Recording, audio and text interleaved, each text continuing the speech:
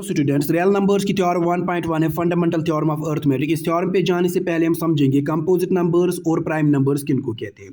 Prime number वो number होता है जिसके सिर्फ दो फैक्टर्स होते हैं। एक तो वो नंबर खुद अपना फैक्टर होता है और दूसरा उसका फैक्टर 1 होता है। या हम इस तरह कह सकते हैं कि जो नंबर हमें सिर्फ 1 और खुद के टेबल से मिलेगा, ऐसे नंबर को हम प्राइम नंबर कहते हैं।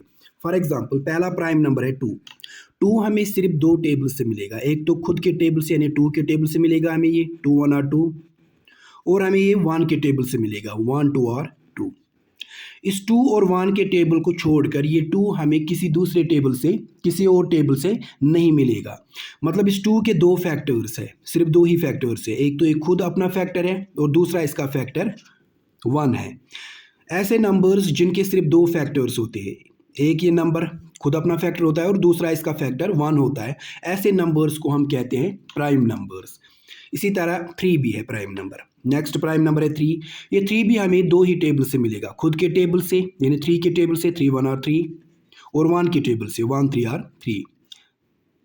इन दो टेबल्स को छोड़कर 3 हमें किसी और टेबल से नहीं मिलेगा, यानी 3 के भी सिर्फ दो ही फैक्टर्स हैं। ऐसे नंबर्स जिनके सिर्फ दो ही फैक्टर्स होते हैं, इन्हीं नंबर्स को हम प्राइम नंबर्स कहते हैं। और जिन नंबर्स के दो से ज़्यादा फैक्टर्स होते हैं उनको हम कंपोजिट नंबर्स कहते हैं। फॉर एग्जांपल 4 हमें 4 के टेबल से भी मिलेगा 4 1 और 4, 1 के टेबल से भी मिलेगा 1 4 और 4, और 2 के टेबल से भी मिलेगा 2 2 और 4। यानी इस 4 के यहाँ पे 3 फैक्टर्स आ गए, 4 1 और 2। ऐसे नंबर्स जिनके दो से ज़्यादा फैक्टर्स होते हैं, चाहे फिर 3 हो 4 हो 5 हो, जितने भी हो, ऐसे नंबर्स को हम कंपोजिट नंबर्स कहते हैं। पहला प्राइम नंबर है 2, दूसरा है 3, फिर 5 7 11 13 एटसेट्रा। ये प्राइम नंबर्स है। अब हम थ्योरम पे जाते हैं। Fundamental theorem of arithmetic. Every composite number can be expressed as a product of primes and this factorisation is unique apart from the order in which the prime factors occur. ये theorem बता रही है कि हर composite number को हम इसके prime factors के product में एक्सप्रेस कर सकते हैं।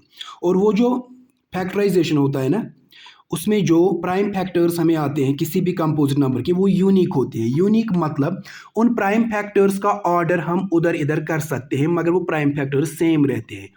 प्राइम फैक्टर्स चेंज नहीं होगी, उनका ऑर्डर चेंज हम कर सकते हैं। एग्जाम्पल लेंगे यहाँ पे 36 एक कंपोजिट नंबर है। इसके हम यहाँ पे प्राइम फैक्टर्स निकालेंगे फैक्टराइजेशन से 36 की। पहले हमें 2 से करना है।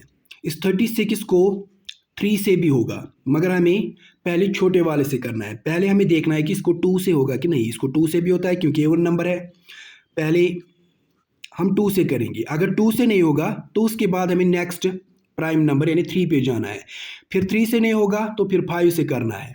डायरेक्ट हमें ऊपर नहीं जाना है। पहले इसको 2 से हो रहा है तो 2 से ही करेंगे।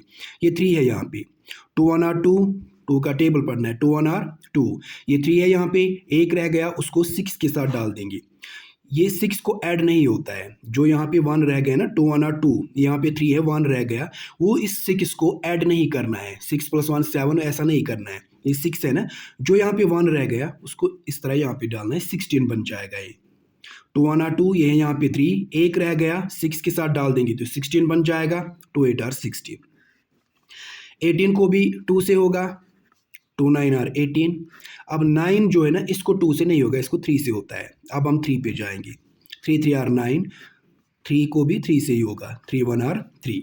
इसके प्राइम फैक्टर्स आ गए, यहाँ पे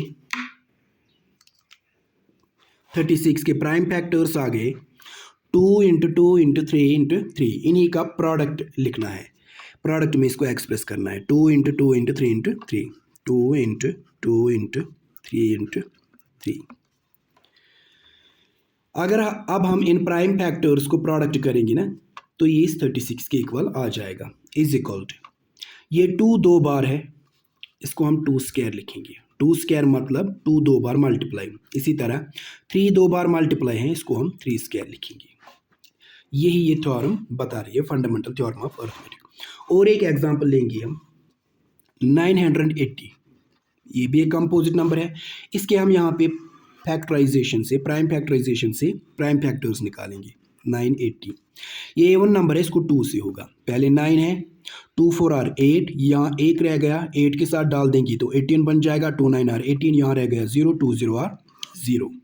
फिर से 2 से होगा, पहले 4 है, 2 2 आर 4, फिर 9, 2 4 आर 8, यहाँ 1 रह गया, उसको हम 0 के साथ डाल देंगे तो 10 बन जाएगा। 2 5 आर 10।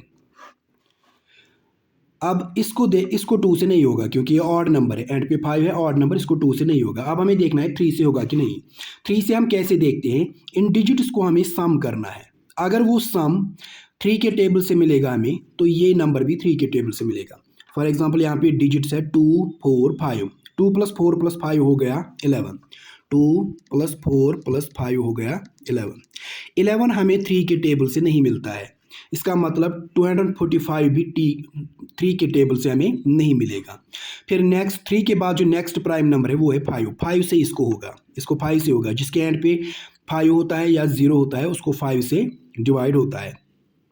पहले 24 है, यहाँ पे 5 4 आर 20, यहाँ पे रह गया 4, 4 को 5 के साथ डाल देंगे तो 45 बन जाएगा। 5 9 आर 45। अब 49 जो है ना, ये हमें 7 के टेबल से मिलता है। 7 7 आर 49, और 7 को 7 से ही होगा, 7 1 आर 7। ये 980 जो है ना इक्वल आ गया 2 × 2 × 5 × 7 × 7। इन्हीं का प्रोडक्ट लिखना है इन प्राइम फैक्टर्स का। 2 × 2 × 5 × 7 × 7 तो 5 × 7 × 7 इज इक्वल टू 2 2 बार मल्टीप्लाई है, इसको हम लिखेंगे 2 स्क्वायर इंटू 5 एक बार इंटू 7 2 बार मल्टीप्लाई, इसको लिखेंगे 7 स्क्वायर। यही है फंडामेंटल थ्योरम ऑफ अर्थमेटिक।